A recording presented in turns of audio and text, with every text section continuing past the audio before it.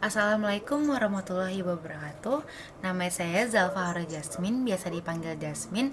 Saya dari program studi manajemen perhotelan. Di sini saya akan mempresentasikan materi pengantar akuntansi lanjutan yaitu ekuitas. Di sini saya akan menjelaskan ekuitas, yaitu ekuitas adalah bagian hak pemilik terhadap aktiva perusahaan, yaitu selisih antara aktiva dan kewajiban perusahaan. Dalam ekuitas merupakan nilai jual dari perusahaan tersebut dalam perusahaan perorangan atau persekutuan.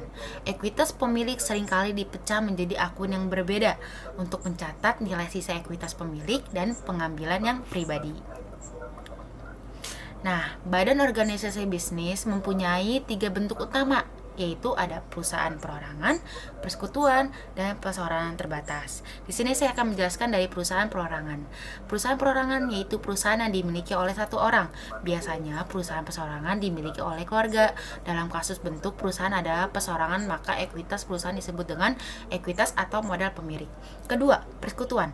Persekutuan adalah perusahaan yang mana pemiliknya terdiri dari 2 orang yang lebih mengadakan kesepakatan untuk menjalankan usaha atas nama perusahaan.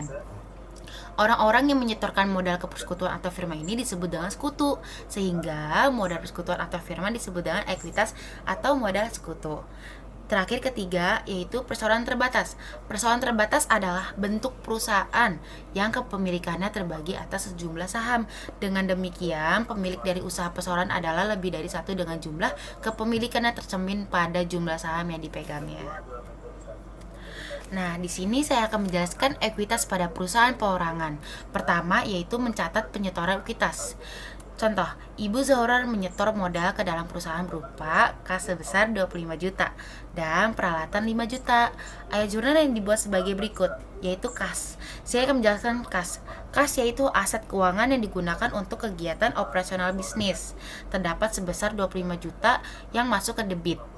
Peralatan kantor itu terdapat sebesar 5 juta yang masuk ke dalam debit, dan modal Ibu Zohrar terdapat sebesar 30 juta dan itu masuk ke kredit.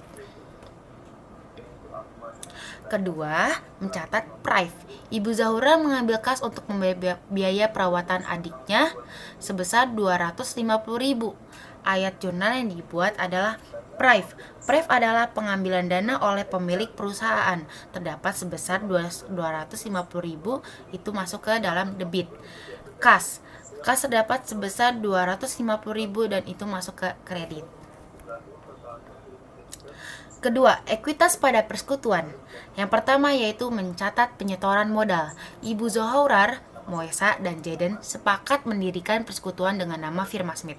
Modal yang disetor oleh masing-masing anggota adalah Ibu Zohrar menyetor uang tunai sebesar 25 juta. Moesa menyetor pada barang dagang sebesar 20 juta. Jaden menyetor peralatan sebesar 15 juta. Ayat jurnal yang dibuat yaitu kas terdapat sebesar 25 juta itu masuk ke debit. Persediaan barang dagang terdapat sebesar 20 juta masuk ke debit, dan peralatan kantor 15 juta itu masuk ke debit. Untuk modal Zohrar sebesar 25 juta itu masuk ke kredit. Modal Moesa sebesar 20 juta itu masuk ke kredit. Modal Jaden 15 juta masuk ke kredit. Kedua, mencatat prive. Masing-masing anggota mengambil kas untuk kepentingan pribadi, yaitu Ibu Zohrar sebesar 800.000, Moesa sebesar 750.000, dan Jaden sebesar 700.000.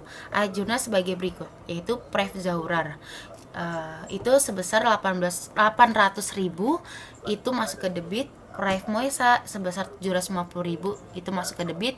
Prive Jaden itu 700.000 masuk ke debit, dan untuk kasnya sebesar 2.250.000 itu masuk ke kredit. Kenapa hasilnya bisa 2.250? Karena itu dari tambahan dari 800.000, 750 dan 700.000.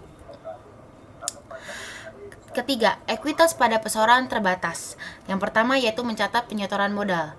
PT Ibrahim menerbitkan atau menjual tunai sebesar 2.000 lembar saham biasa dengan nilai nominal 16.000 per lembar.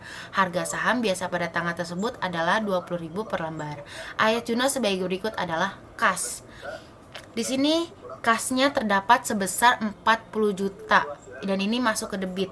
Kenapa bisa hasilnya 40 juta? Karena 2000 dikali 20.000 per lembar itu. Saham biasa yaitu harga tinggi, terdapat sebesar 32 juta. Kenapa hasilnya bisa 32 juta? Karena 2000 dikali 16.000. Agio saham biasa, karena terdapat sebesar 8 juta. Kenapa hasilnya bisa 8 juta? Karena 40 juta dikurang 32 juta, hasilnya 8 juta. Yang kedua, pengumuman dan pembayaran dividen.